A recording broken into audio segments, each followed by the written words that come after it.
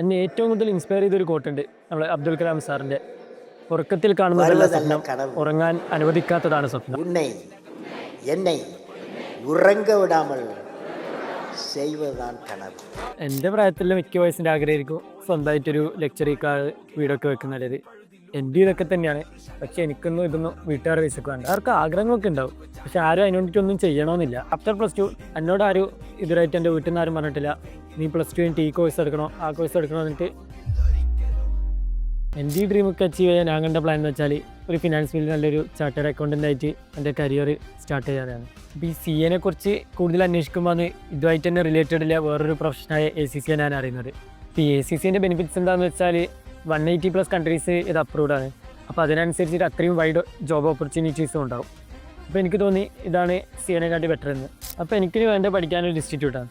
അപ്പോൾ കണ്ണൂരുകാരനായതുകൊണ്ട് തന്നെ കണ്ണൂർ തന്നെയുള്ള നല്ല 3-4 ഇൻസ്റ്റിറ്റ്യൂട്ട് ലിസ്റ്റ് ഔട്ട് ചെയ്ത് എന്നിട്ട് ഞാൻ എന്തൊക്കെ അടുത്തേക്ക് പോയി നോക്കി. ഒരു സ്ഥലത്ത് നല്ല ഫാക്കൽറ്റി ഉണ്ടാകുമ്പോൾ അവിടെ ഭയങ്കര ഫീസ് കൂടുതലായിരിക്കും.